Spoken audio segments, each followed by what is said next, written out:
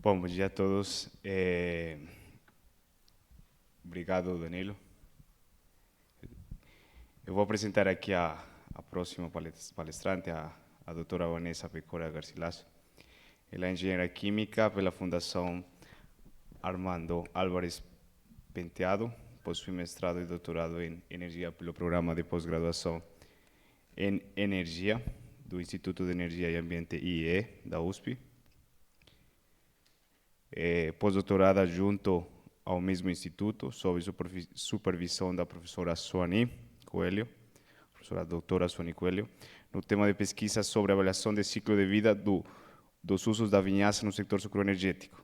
Pesquisadora do grupo de pesquisa em bioenergia, GBio, com experiência em pesquisa e desenvolvimento de projetos de aproveitamento energético da biomassa, com ênfase em biogás e biometano provenientes de diversas fontes. Possui diversas publicações na área, sendo a mais recente o livro de Tecnologias de Produção e Uso de Biogás e Biometano e o Atlas de Bioenergia do Estado de São Paulo. Então, a apresentação dela será sobre biogás e biometano, também relacionado com o setor sucroenergético.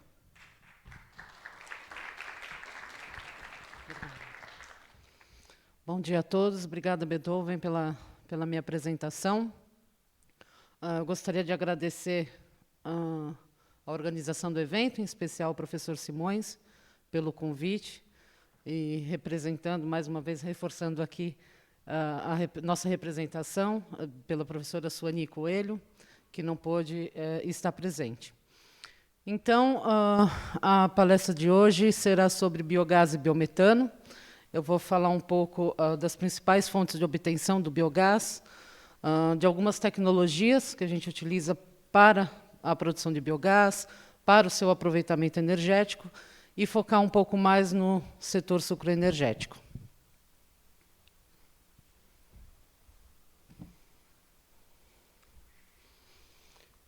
Bom, acho que praticamente todos vocês já devem ter ouvido falar no biogás, né? O que é o biogás? O biogás é um conjunto de gases formado na degradação da matéria orgânica, em meio anaeróbio, ou seja, um processo fermentativo, sem a presença de oxigênio, onde a matéria orgânica presente no resíduo ela é degradada, e então ocorre a formação aí, basicamente do metano e do gás carbônico, que são os dois principais constituintes do biogás. Esse processo todo da degradação da matéria orgânica é realizado por bactérias estritamente anaeróbias, né? Se a gente tiver a presença de oxigênio, ocorre só a formação de CO2 e não a formação do biogás, cujo principal componente é o metano. O que a gente pode fazer com esse biogás? A gente pode utilizar o biogás para a geração de eletricidade, geração de calor, e também a gente pode utilizar esse biogás transformando em biometano para uso veicular ou para injeção desse gás em rede de distribuição de gás natural, porque quando a gente transforma o biogás em biometano, ele fica com as características similares ao gás natural, podendo, então, substituir o gás natural em qualquer das suas aplicações. Aqui eu trouxe algumas fontes, algumas das principais fontes de obtenção do biogás. Então, nós temos aqui os resíduos de abate animal, né, principalmente dos bovinos, suínos e aves. Os resíduos do abate eles podem ser tratados por meio da biodigestão anaeróbia, onde vai ocorrer a produção de biogás e seu aproveitamento energético.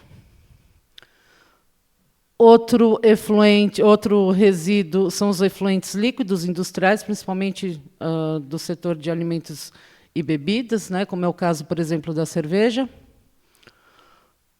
Temos também o tratamento de dejetos animais, né, de bovinos, suínos e aves, que são os resíduos gerados na criação desses animais. Então, o primeiro foi os resíduos gerados no abate desses animais, e aqui também é possível aproveitar os resíduos gerados na criação animal. É importante destacar aqui que a gente consegue fazer a captação desses resíduos enquanto os animais estão confinados, né? Porque quando eles são criados de forma extensiva, ou seja, no campo, não temos condição de captar esses dejetos para poder tratá-los. A outra opção é o esgoto sanitário, né? A gente tem a opção de tratar esse esgoto em sistema anaeróbio para geração de biogás e consequente aproveitamento energético. Temos também a opção dos resíduos sólidos urbanos. Neste caso, a gente tem 2 direcionamentos. Esse será melhor tratado também na apresentação da Andrea, na parte da tarde de hoje. Então, nos resíduos sólidos urbanos, a gente tem o aproveitamento do biogás em aterro sanitário, né? O lixo que é aterrado no aterro ele fica no meio anaeróbio, onde ocorre a produção de biogás, que ele pode e deve ser captado e aproveitado. E temos também a opção de tratar a fração orgânica presente nos resíduos sólidos urbanos. Então, para que isso aconteça, esse resíduo passa por um sistema de triagem, onde ocorre a separação dessa matéria orgânica, a separação de recicláveis e o restante que sobra, que são os rejeitos, eles podem ser destinados para outros aproveitamentos, como é o caso de gaseificação, incineração, que será tratado pela Andrea na parte da tarde. Então, durante o tratamento da matéria orgânica presente nesse resíduo, ocorre também a produção de biogás e seu aproveitamento energético. E temos também o aproveitamento, a obtenção e aproveitamento do biogás proveniente do setor sucroenergético pelo tratamento, principalmente da vinhaça, que é um subproduto da produção do álcool, da torta de filtro e também da palha.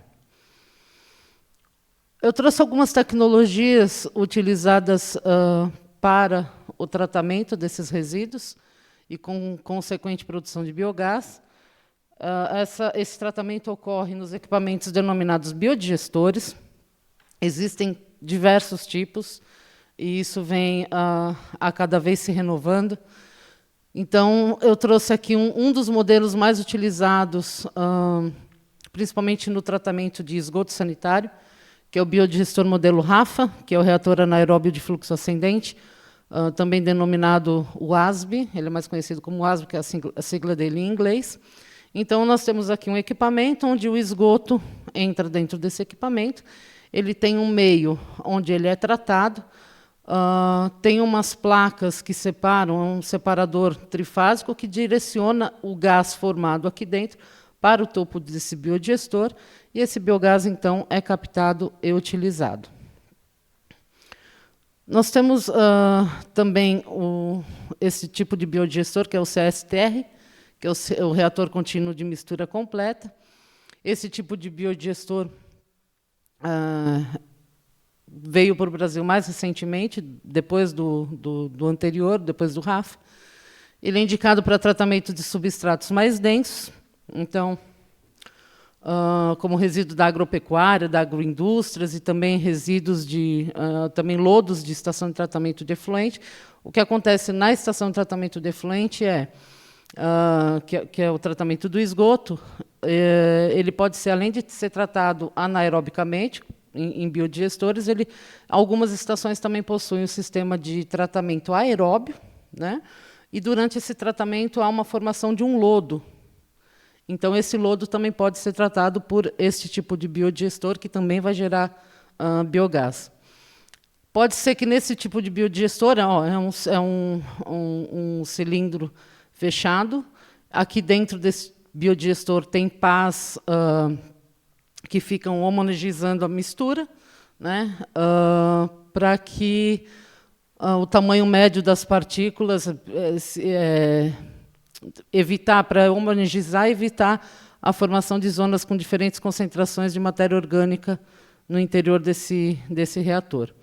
Então, mas talvez esse reator aqui possua uma maior necessidade de especialização de mão de obra, ele é um pouco mais complexo do que o anterior.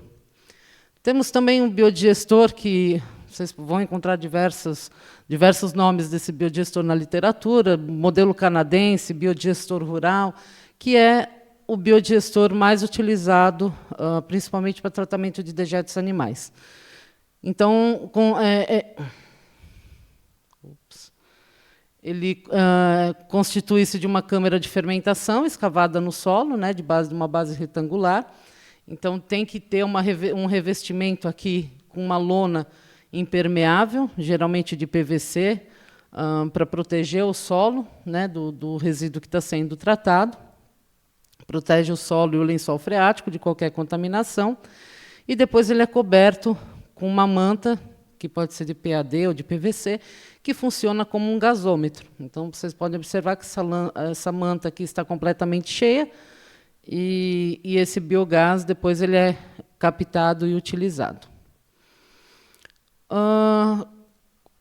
A gente utiliza esse gás para a geração de energia elétrica, e as duas tecnologias mais utilizadas são os motores ciclo-Otto. Essa é a tecnologia mais utilizada. Você consegue gerar energia elétrica para o próprio consumo do local onde está sendo produzido o gás. Com isso, tem uma economia em relação à energia proveniente da concessionária. Possibilita ainda uma receita adicional pela venda de excedente de energia, dependendo do caso, né, dependendo do tipo de resíduo que você está tratando, da quantidade, de quanto biogás você está produzindo e quanto de energia você vai poder gerar e quanto você consome. Então, pode gerar um excedente de energia. A gente tem motores que variam aí de potência de 4 a 500 kW. Esses motores estão disponíveis no mercado nacional, mas motores maiores que essa potência, eles são importados. Temos também a microturbina a gás. A gente pode utilizar as microturbinas para gerar energia a partir do biogás. Então, elas apresentam as mesmas vantagens dos motores, né, que é a geração para o próprio consumo, a economia em relação à energia proveniente da concessionária, e também a possibilidade de venda de excedente de energia. As microturbinas possuem dimensões reduzidas, possuem uma certa simplicidade de instalação, elas podem ser instaladas tanto em locais cobertos quanto em locais ao ar livre, só que são equipamentos importados, né? A gente não tem fabricação nacional das microturbinas, então isso acaba elevando o investimento inicial. Então, as potências disponíveis dessas microturbinas variam de 30 kW a 1 MW, e elas também possuem a necessidade de um sistema rígido de tratamento desse gás antes de alimentá-lo. Falando um pouco da purificação do gás, o biogás ele é constituído principalmente de metano e CO2, mas a gente tem outros gases, né? A gente tem o H2S, por exemplo, a gente tem a umidade. Então, independente do uso desse biogás, há necessidade de retirar a umidade e de retirar o H2S presente no biogás. Então, dependendo das características desse gás e das exigências tecnológicas, por exemplo, para a gente gerar energia elétrica, a gente remove a umidade, remove o H2S, e se caso a gente for utilizar esse biogás para transformá-lo em biometano, a gente tem que remover também o CO2 presente nesse gás. Então, nós temos aqui o sistema de remoção de H2S, que é chamado de dessulfurização. O gás sulfídrico ele provoca o efeito de corrosão, então ele diminui tanto o rendimento quanto a vida útil dos equipamentos. Ele é a tecnologia mais usual para a remoção desse H2S e absorção de carvão ativado. Temos a unidade de remoção de umidade, que é a secagem desse gás. Esse é um processo importante para qualquer aplicação do biogás. Essa umidade deve ser removida a fim de evitar o empobrecimento do poder calorífico do gás e também a corrosão dos equipamentos. Então, as tecnologias mais utilizadas para isso são a adsorção com sílica gel e carvão ativado. E temos também o processo de remoção do CO2. para transformá-lo em biometano. Que essa parte é imprescindível quando a gente for utilizá-lo como combustível automotivo ou para injeção na rede de gás natural ou para qualquer outro uso que substitua o gás natural. Então, as tecnologias mais usuais são a PSA, lavagem com água e processo de membranas. Aqui eu trago um pouco de detalhes desses processos. Quando a gente vai transformar o biogás em biometano, a gente chama de upgrading, né, todo esse processo para a remoção do CO2. Então, a gente tem aqui uma das tecnologias mais utilizadas, que é o PSA, que ele se baseia na alternância entre adsorção e dissorção física, mediante a mudança de pressão no substrato, que ocasiona a aderência dos contaminantes desse gás, principalmente o CO2 na superfície dos sólidos absorventes, como o carvão ativado, zeólitos e também a peneira molecular de carbono. Temos aqui o processo de lavagem com água pressurizada, onde o CO2 é eliminado por absorção através da inserção de água no biogás. Então, o CO2 liga-se à água por meio de ligações físicas, ocasionadas pelo aumento de pressão, então ele é eliminado do gás. E também um método de membrana, que utiliza a diferença de permeabilidade entre as membranas de polímero, para separar o gás de interesse, que é o metano, de suas impurezas. O processo ocorre com aumento de pressão, que permite maior efusão dos gases pela membrana. Então, é importante destacar que a qualidade desse biometano,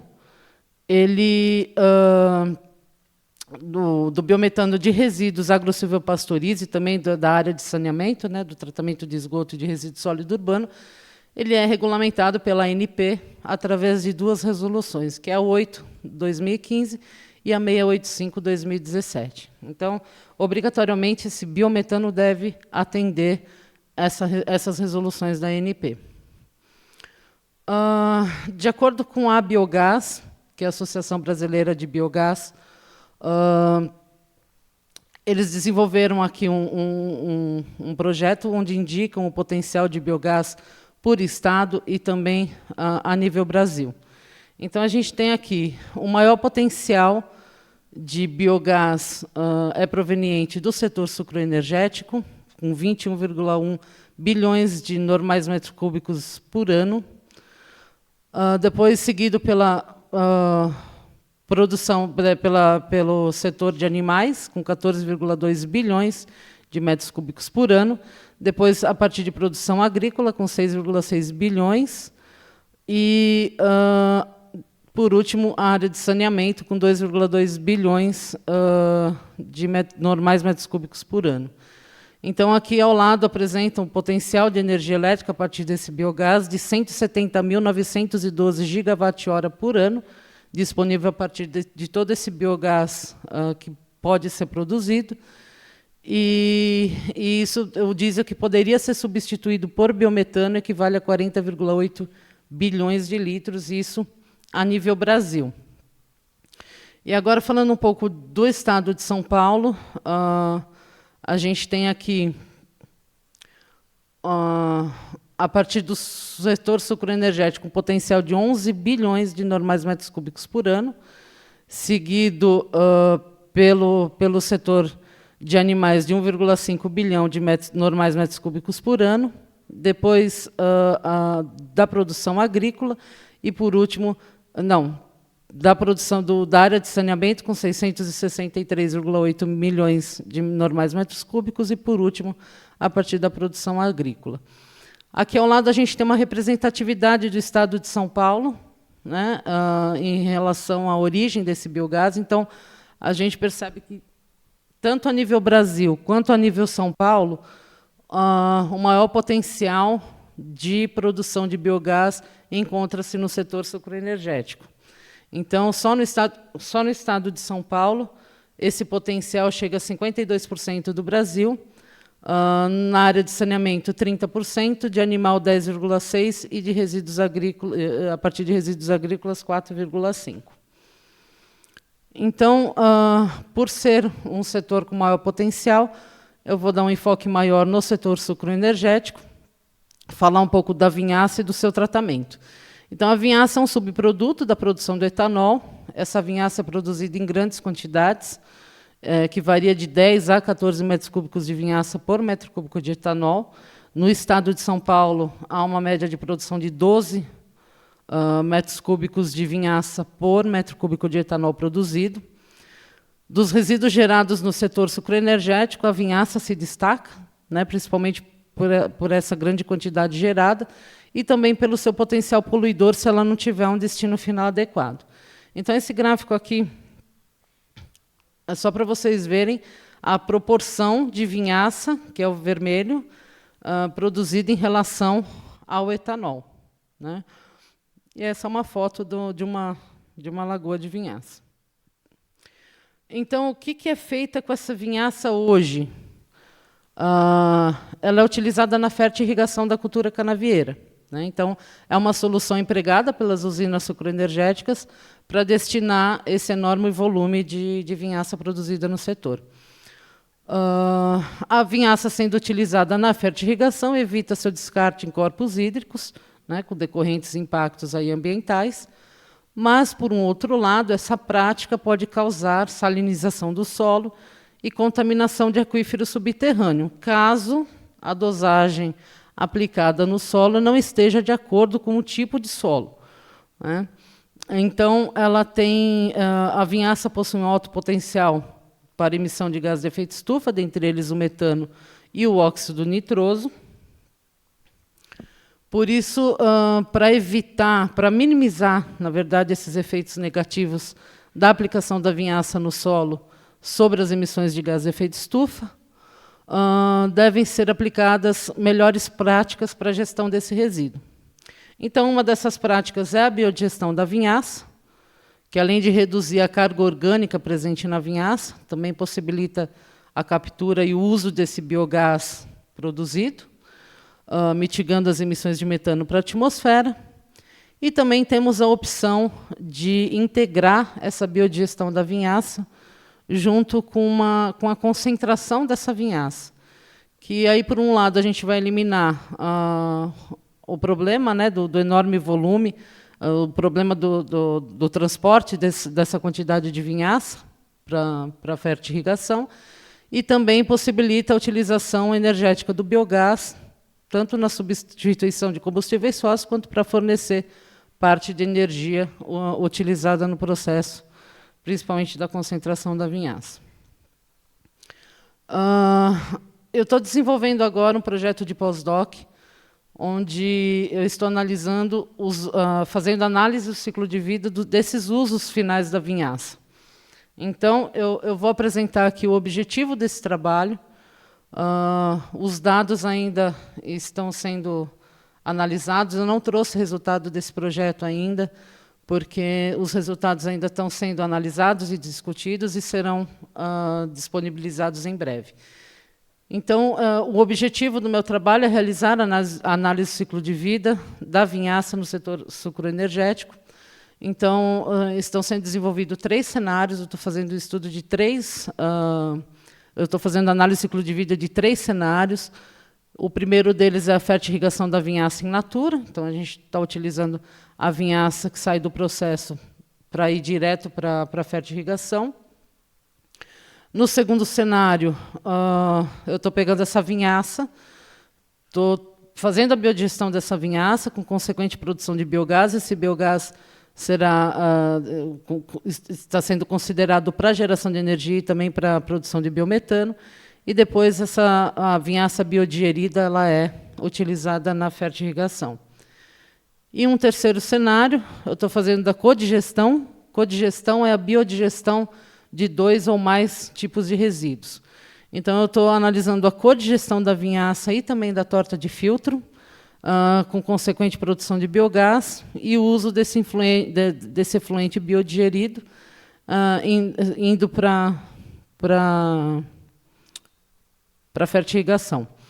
Então, nesse caso aqui também, a gente tem a produção de biogás, e esse biogás sendo aproveitado para a geração de energia e para a produção de biometano. Então, para a gente poder fazer uma análise completa do ciclo de vida desses processos, é preciso fazer um inventário do ciclo de vida, onde a gente faz a quantificação de todas as entradas e saídas de todos os sistemas analisados. Então, isso foi feito, estão sendo inseridos esses dados num software, que é utilizado próprio para análise do ciclo de vida, e para avaliar esses impactos dos usos da vinhaça no setor sucroenergético. Então, essa é uma fase que está em andamento, em paralelo também a análise desses resultados. Eu vou analisar 3 categorias de impacto, que são 6 categorias de impacto, que são as mudanças climáticas. Eu vou analisar a emissão de gás de efeito estufa na atmosfera, em todos os cenários. A acidificação, que é a interação de gases ácidos que pode ocasionar sérios danos aos ecossistemas, sendo o dióxido de enxofre um dos principais responsáveis.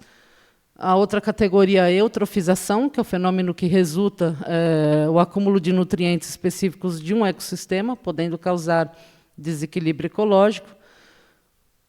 A outra categoria é a toxicidade humana, onde eu vou avaliar o potencial de dano de compostos químicos liberados no meio ambiente para a saúde humana. A ecotoxicidade terrestre, que é a medida utilizada para avaliar o potencial de substâncias que podem causar danos aos organismos vivos presentes em solos e nos ecossistemas terrestres, como, por exemplo, os metais pesados, e depressão de ozônio estratosférico, que é a contribuição da atividade ou do produto, que, no meu caso, é a contribuição de todo esse processo para a degradação da camada de ozônio presente na atmosfera. Então, em breve, os resultados desse trabalho estarão disponíveis. A gente já tem muita coisa acontecendo nesse setor sucroenergético. Eu trouxe aqui os últimos acontecimentos das 2 principais plantas que a gente tem de biogás, de tratamento do resíduo do setor para a produção de biogás. Essa aqui é a planta da usina Bonfim, que pertence ao grupo Raízen. Foi pela primeira vez um projeto de biogás, venceu um leilão de energia. Eles têm essa unidade, a unidade Bonfim fica em Guariba, no interior de São Paulo. Eles fazem a biodigestão da vinhaça, eles fazem também a codigestão da vinhaça e torta de filtro, e ambos os processos são para geração de energia elétrica. Eles estão com uma potência instalada de 20 megawatts. É 20, né, Marilim? A potência instalada da Raízen? 20,9 megawatts de energia. E um outro projeto, que é o projeto mais recente, da usina Cocal, junto com a Gás Brasiliano. É um projeto que está sendo desenvolvido lá na unidade de Narandiba, em São Paulo, fica mais ou menos 590 quilômetros daqui. Eles vão fazer também o tratamento da vinhaça. Parte desse biogás produzido será utilizado para a geração de energia, e outra parte desse biogás será transformado, já está sendo transformado em biometano e injetado na rede da Gás Brasiliano. Bom, era isso que eu tinha para apresentar para vocês. Se caso vocês tiverem alguma dúvida, fiquem à vontade. Obrigada.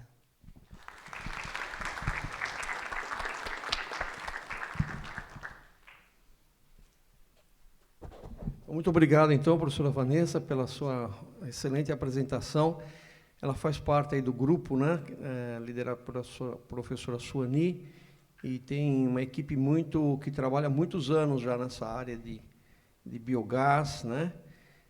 Bom, perguntas?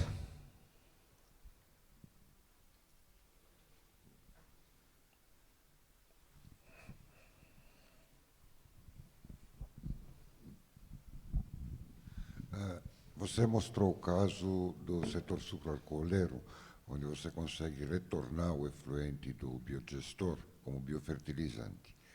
Mas se eu for usar outras matérias-primas, o que é feito desse efluente? outras matérias-primas, como o esgoto, por exemplo. O esgoto ele atinge as características que pode ser devolvido ao ambiente, o esgoto tratado. Em casos de criação animal, por exemplo, eu já fui visitar uma fazenda onde eles têm plantações que fazem a própria ração, então o efluente biodigerido é utilizado para fertirrigar essas culturas. E se for aplicado isso no caso de tratamento de resíduo urbano, o que seria feito? Vai para a rede de esgoto para daí... De resíduo sólido urbano? É. O resíduo sólido urbano ele vai para aterro sanitário, e nesse aterro ele é... Se você separar a fração orgânica para fazer a biodigestão, o que você faz com o efluente do biodigestor?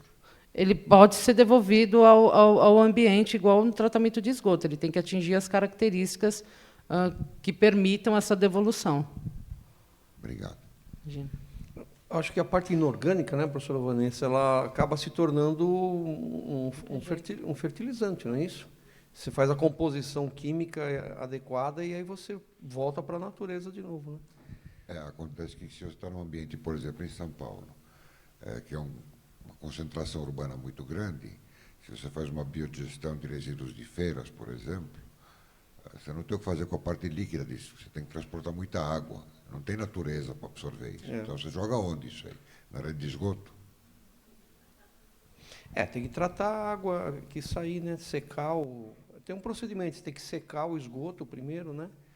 Depois faz a biodigestão, e o que sobrar da biodigestão é a parte inorgânica, basicamente, né? Aí essa parte vira adubo novamente. É um ciclo de vida perfeito.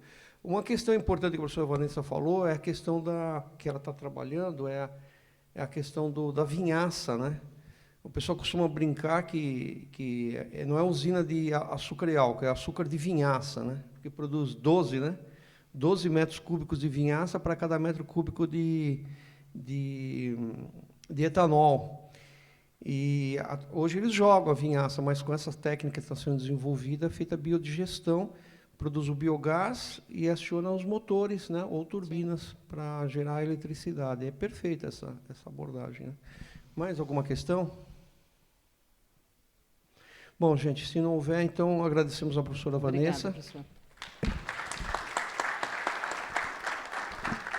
Acho que agora temos um momento, né, do intervalo, né? Então os convido para o nosso intervalo aqui. Se quiserem continuar a discussão com a professora Vanessa e também com a equipe, estão convidados.